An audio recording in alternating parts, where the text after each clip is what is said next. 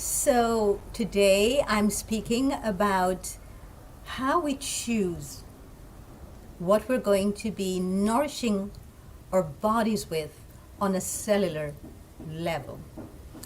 So when I was studying at the Chopra Center, my teachers were Dr. David Simon, Roger Gabriel, and Dr. Deepak Chopra.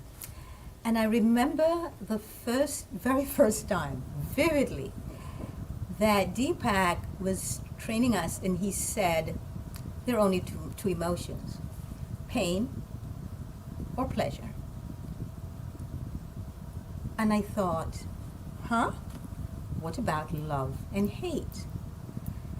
And then he went on and explained why, of course, and he went into great details about it. And then we went to study with Dr. David Simon, and he also reiterated only two emotions, pain and pleasure. And then we went to study with Roger Gabriel, and it was the same thing, and I was just aghast, because I kept thinking, what about fear and love? Aren't those two emotions? And then I was studying with Thich Nhat Hanh, which was one of the greatest gifts of my life. And he was speaking about suffering, which he spoke about a lot, which was the first time I'd ever heard anyone connect with suffering and speak about suffering. And he was a master at this, really incredible. And I began to see things from a whole different perspective. And then he said something which really got my attention. And Thich Nhat Hanh said, there is pain in life. We cannot avoid pain. Pain is necessary. And then I understood that out of pain, we grow and we find that what works and what not doesn't work. And I understood that. But then he said, pain is necessary, but suffering is optional. So what we do with the pain determines whether or not we suffer from the pain. So the suffering is caused by us. Our own perspective and response to the pains in life is what causes the suffering. So suffering is self-inflicted and self-made, whereas pain is not. Pain is something that we all will go through here and we need to go through. Then I began to understand more what Deepak and David Simon and Roger Gabriel were talking about with only two emotions, pain and pleasure. So then I started looking at the pleasure principle. And I realized that when we eat, we choose only pleasure.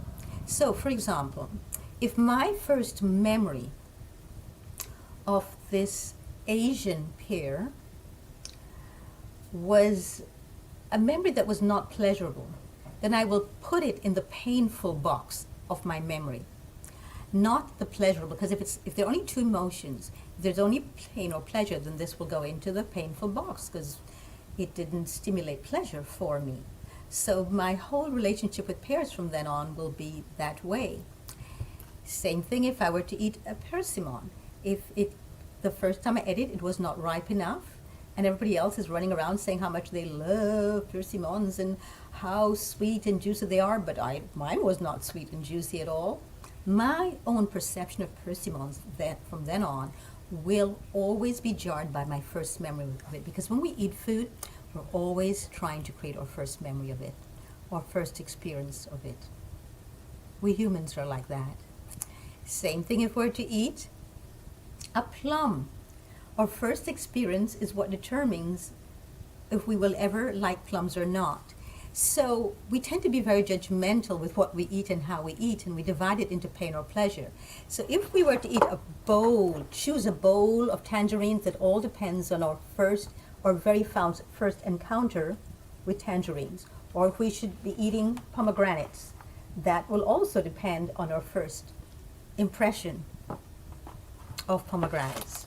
So the pain or pleasure principle is real, although I didn't understand it at the time. I had to understand it through living it and experiencing it. And that is interesting because when we think about how we eat, Most people, in fact, I think all of us, but I will not say all of us because I do not know every human being, actually eat out of pleasure and eat for pleasure, not for pain. And so we need to look at the reasons why we eat, how we choose what we eat. So for me to label this persimmon, this plum, this squash in the category of no, all depends on my first encounter with it. Now, is that fair?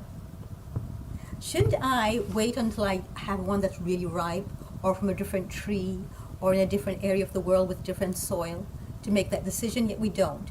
We are so addicted to pleasure that most of us, not all of us, will be totally and completely driven by that first experience, if it created pleasure or not with food. Some people are addicted to pain. That's why I said not all of us, because that's all they know. They were brought up in chaotic households where pain was an everyday occurrence.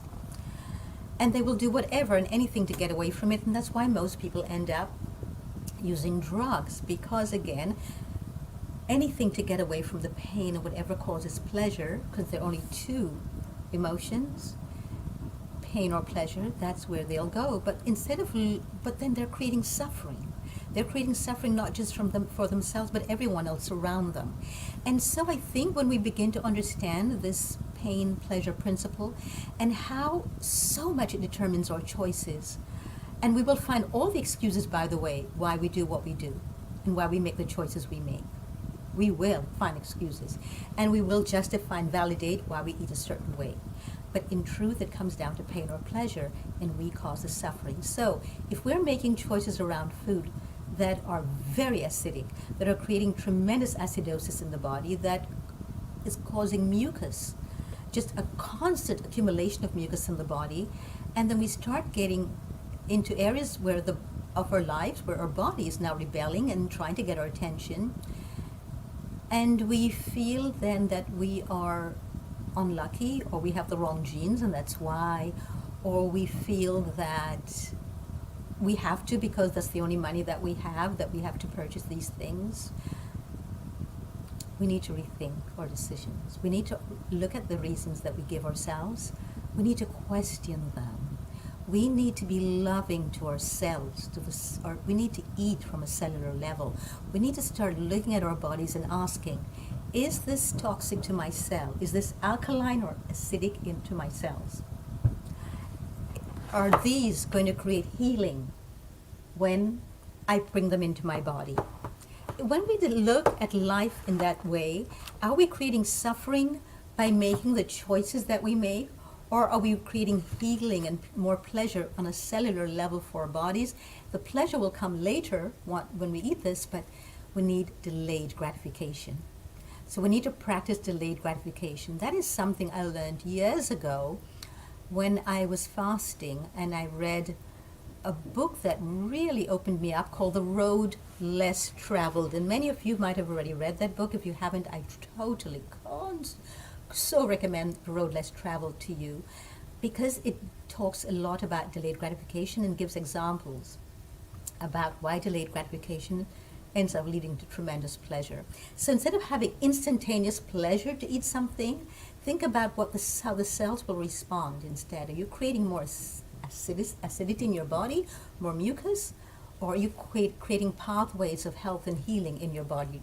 Are you opening up your cells to more life and abundance? Because we live in a very generous and loving universe.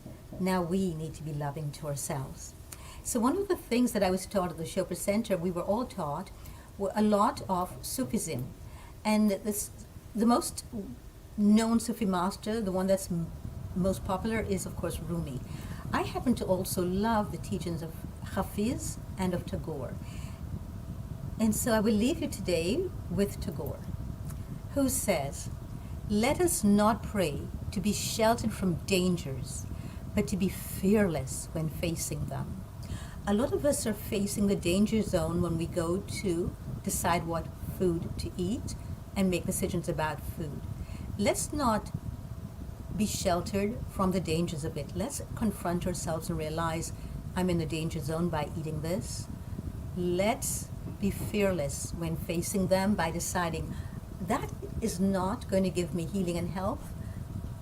I will then go for health and healing because eventually this is the pleasure.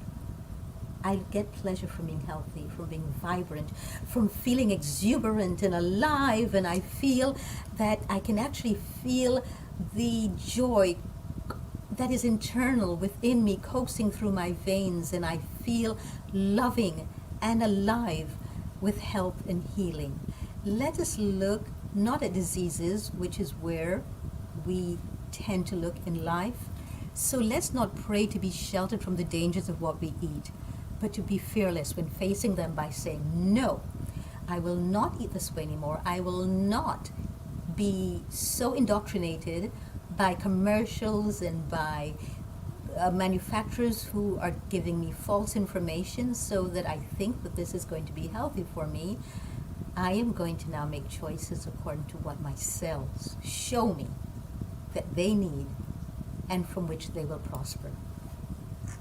So join me in this path of healing and abundance and just opening up to the love within. If we really want love, it's within ourselves already. It's internal.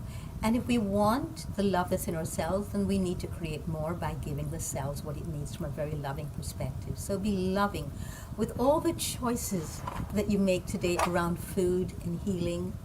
And join me here by clicking on the subscribe button, by commenting below, and clicking on the notification button for more. So until next time, for the next elegantly raw tidbit, be well, be